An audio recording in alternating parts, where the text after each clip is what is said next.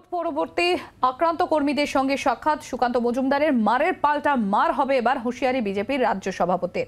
আরেকটু ধাক্কা মারলে ওটা 130-এ পৌঁছে যাবে, 26-এ হাওয়া বদল করে দেব হুঁশিয়ারি সুকান্ত মজুমদারের। কি বলেছেন সুকান্ত মজুমদার শোনাবো আপনাদের।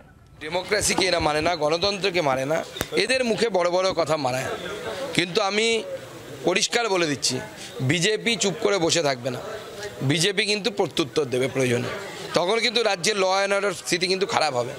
আমি মুখ্যমন্ত্রীকে অনুরোধ করছি, আপনি 29টা সিট পেয়েছেন, ভালো কথা, আপনাকে কংগ্র্যাচুলেশনস, কিন্তু মনে রাখবেন great power brings great responsibility. খোঁজ নেওয়া হচ্ছে, তো প্রত্যেক বাড়িতে গিয়ে গিয়ে খোঁজ নেওয়া হচ্ছে।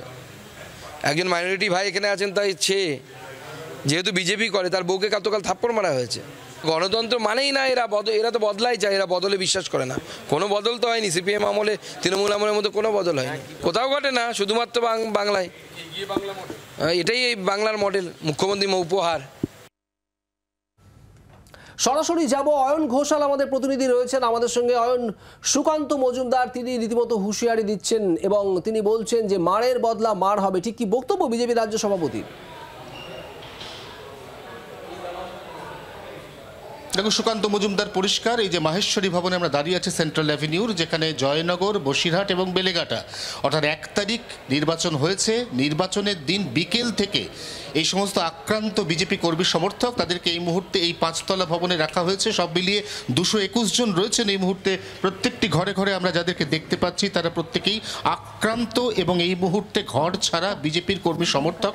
তাদের সঙ্গে দেখা করেন বিজেপির রাজ্য সভাপতি সুকান্ত মজুমদার এবং তিনি পরিষ্কার জানিয়ে দেন যে বিজেপি এই লোকসভা নির্বাচনের ফল বিধানসভা ভিত্তিক ফল ওয়ারি, তারা 100টি আসনে এগিয়ে রয়েছেন।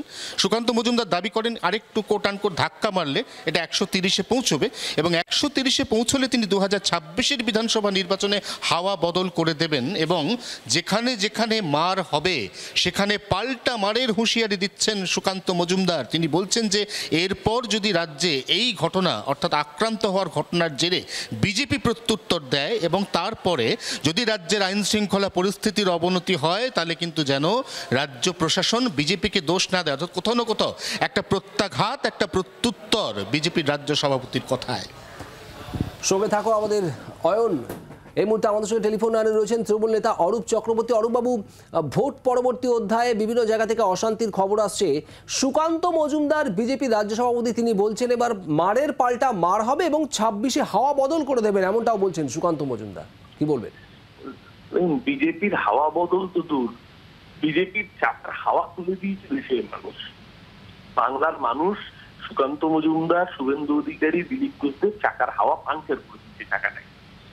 সব বাতিলা যত মারবে তত ভোট কমবে। দেখেছেন না, গোটা দেশ থেকে আপকি বার 400 পার বলে এবার মেজরিটিও পাই, 240-এ আটকে গেছে। সরকার করতে গেলে টিডিপি, চন্দ্রবাবু নাইডু বা জেডিইউর পা ধরতে হচ্ছে যে বাবা তোমরা ছেড়ে যেও না।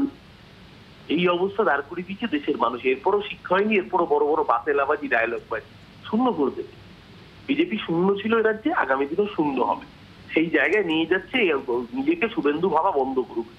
ওই বাতেলাবাজ শুভেন্দুর জন্য দলটার আজকে এই অবস্থা। সুকান্ত মজুমদার শুভেন্দুকে যত দখল করবে ওর তত পতন হবে।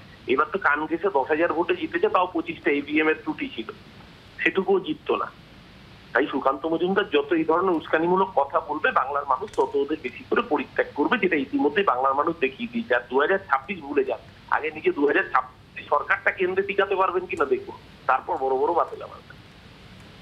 ধন্যবাদ অরূপ বাবু। অরূপ চক্রবর্তী তৃণমূল নেতা আমাদের সঙ্গে ছিলেন টেলিফোনে।